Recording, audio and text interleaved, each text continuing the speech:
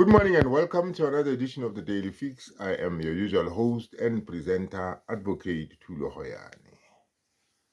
In the last few days, I've been looking at the issue of the leading of hearsay evidence by the prosecution in this trial. Now, the implications for that are very serious for the administration of justice. If hearsay evidence is led before any court, then that court will never get to the bottom of what really happened to MEYIWA on the 26th of October 2014. Let me just explain it for you before I get into the details of the hearsay evidence that I'm going to address this morning. You see, the danger of hearsay evidence is that it is given by somebody who cannot even attest to the truthfulness of that hearsay evidence. In other words, such a witness becomes unreliable because the witness does not know. In simple terms, the witness does not know what happened. The witness can only give his or her own opinions of what he or she thinks happened. That is the danger of hearsay evidence. Now, in this particular trial, or at this particular point in time, let us look at what is happening with Brigadier Gininda and Baloyi, the prosecutor. Baloyi is seeking or is actually leading evidence, for instance, about what warrant officer Steenkamp obtained by way of evidence from the people in the house.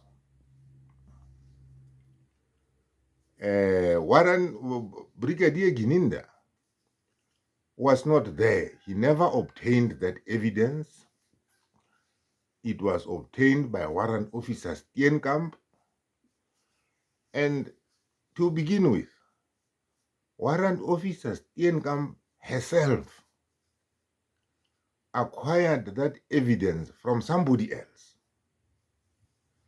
In other words, insofar as warrant officer Steenkamp herself is concerned, that becomes hearsay to her, because that is what she was told by the people allegedly who were in the house on the day MEYIWA lost his life. So it becomes hearsay from the word go with warrant officer Steenkamp.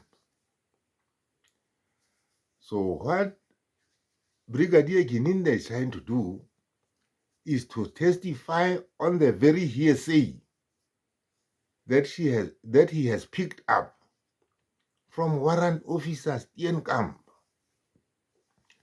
It becomes double hearsay from Steenkamp, from the obtaining of that evidence by Steenkamp. That is the first leg of the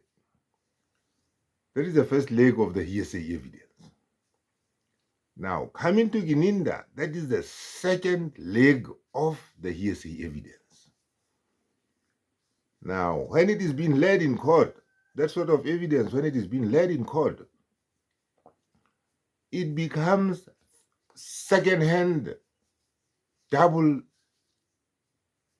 hearsay, which cannot be relied upon. Let me go on and indicate this a bit more. Brigadier Gininda has been testifying about the evidence obtained by warrant officer Steenkamp. And that evidence says, among some of the things the people observed in the house was how the person who is the alleged shooter is supposed to have looked like.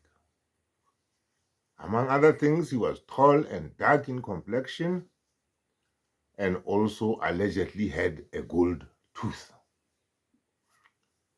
You see, Warrant Officer Steenkamp herself cannot testify to the truthfulness of that.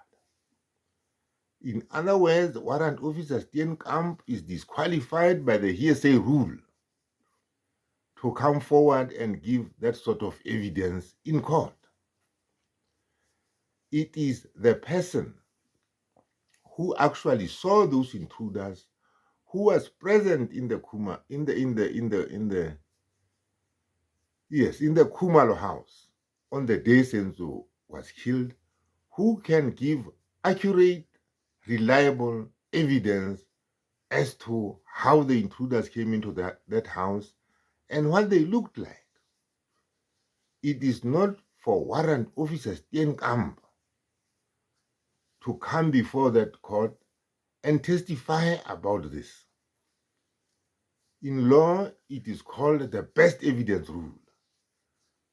In terms of the best evidence rule, the people who were in the house and who observed everything are the people who are supposed to come before court and testify, because their testimony can be relied upon as people who are actually there, not as people who are getting information whose veracity or whose truthfulness they cannot vouch for. Now, Gininda is saying, or when it was put to him by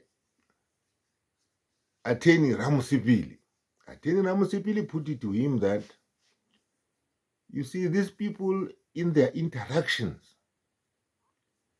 with Warrant Officer Steenkamp, they gave no description or no definitive description of what these supposed intruders looked like. But at a later stage,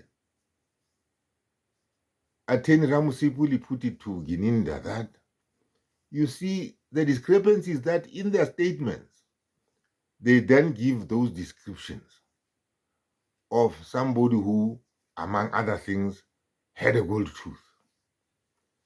So Attorney Ramusipili was trying to bring up that discrepancy between what the people in the house actually told Warrant Officer Steenkamp, juxtaposing that with what is actually contained in their statements.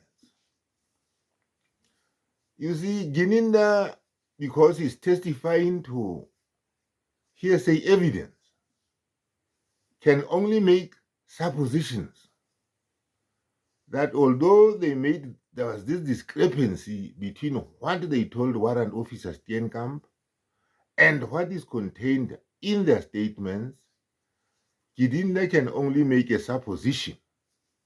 He can only give that court his own opinion, his own biased and subjective opinion, that, well, in spite of the fact that what they told Warrant Officer Steenkamp differs from what they actually said in their statements, Gininda gives his own opinion to say, well, in our investigations, we can actually go with what is in the statements because that is what is going to suit his own narrative. He then cherry picks what is in the statements to say, oh, well, but our investigations have revealed that there was no other person who fitted the description that was given in the statement. You see, that is a subjective opinion, unreliable evidence that ought not to be led in any court of law. That is the danger of hearsay evidence. Because you see, because Gininda was not there, well, Gininda can have an opinion, and everybody can have an opinion on what happened in the Khumalo house on that fateful day. Let me make it and take it to a much more, ridiculous level. If I was to be asked, me, Advocate Hoyane, if I was to be asked about what happened in the Khumalo house on the 26th of October 2014, because I have hearsay evidence, I have been told by people that what actually happened there. I can then come up with that hearsay evidence. I might as well be called as a witness to go and testify in the trial, because if Gininda can do it, why can't I be called also to give that evidence?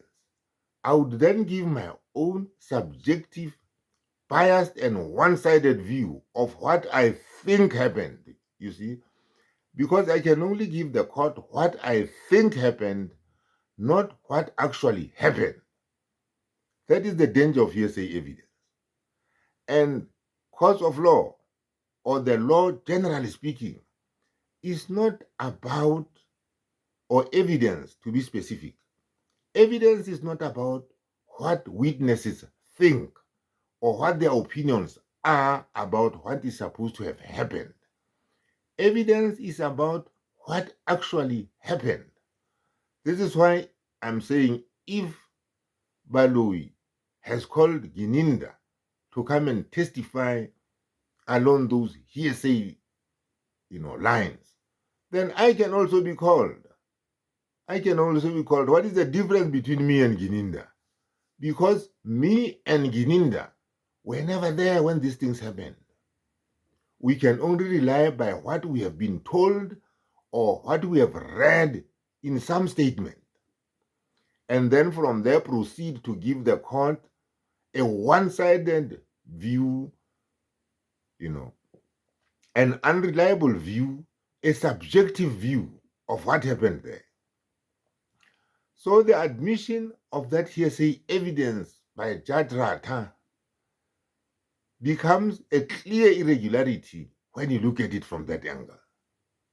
This is why it is becoming impossible for those defense lawyers to do any cross-examination of Gininda. Ramusipili tried it and he is failing because